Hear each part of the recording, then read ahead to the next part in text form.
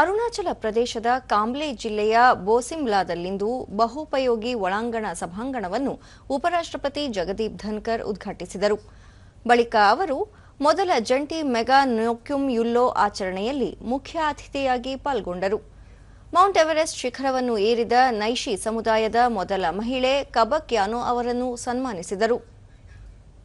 ಈ ವೇಳೆ ಕೇಂದ್ರ ಸಂಸದೀಯ ವ್ಯವಹಾರ ಹಾಗೂ ಅಲ್ಪಸಂಖ್ಯಾತ ವ್ಯವಹಾರಗಳ ಸಚಿವ ಕಿರಣ್ ರಿಜಿಜು ಸೇರಿದಂತೆ ಸ್ಥಳೀಯ ಮುಖಂಡರು ಭಾಗವಹಿಸಿದ್ದರು.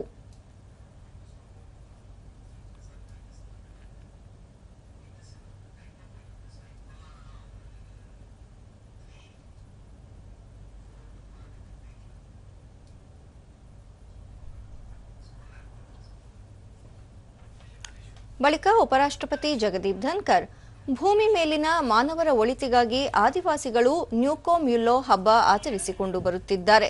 ವಸುಧೈವ ಕುಟುಂಬಕಂ ಎಂಬ ನಮ್ಮ ಪರಂಪರೆಯಲ್ಲಿ ಭಿನ್ನ ರೀತಿ ಆಚರಣೆಗಳು, ಸಂಸ್ಕೃತಿ, ಸಂಪ್ರದಾಯಗಳು ಜಗತ್ತಿನ ಹಿತವನ್ನು ಬಯಸುವ ಉದಾತ್ತ ಆಲೋಚನೆಗಳಾಗಿವೆ.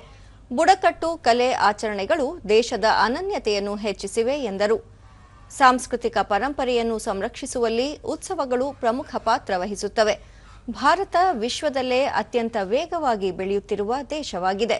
ಆರ್ಥಿಕ ಬೆಳವಣಿಗೆ, ಮೂಲಸೌಕರ್ಯ ಅಭಿವೃದ್ಧಿ ಮತ್ತು ಸಾಮಾಜಿಕ ಕಲ್ಯಾಣ ಯೋಜನೆಗಳಲ್ಲಿ ರಾಷ್ಟ್ರ ಗಮನಾರ್ಹ ಪ್ರಗತಿ ಸಾಧಿಸಿದೆ ಎಂದರು. और हमारी संस्कृति को भी सही रखना है.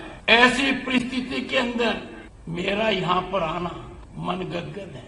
प्रदेश में आज के दिन 3 एयरपोर्ट हैं. प्रदेश का राष्ट्रीय राजमार्ग मैं उस पर आया हूँ. फ्रंटियर बनेगा क्योंकि पैसा अलोकेट हो गया है.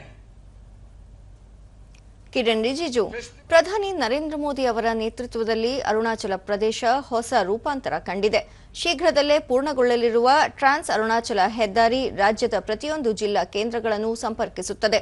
ರಾಜ್ಯದಲ್ಲಿ 42,000 ಕೋಟಿ ರೂಪಾಯಿ ವೆಚ್ಚದಲ್ಲಿ ಗಡಿನಾಡು ಹೆದ್ದಾರಿ ಯೋಜನೆಗೆ ಕೇಂದ್ರ ಸರ್ಕಾರ ಅನುಮೋದನೆ ನೀಡಿದೆ ಎಂದು ಹೇಳಿದರು. डेवलपमेंट का बारे में थोड़ा कहना चाहता हूं. 5 मिनट में डेवलपमेंट का बात करके फिर हम उपराष्ट्रपति जी का बात सुनेंगे.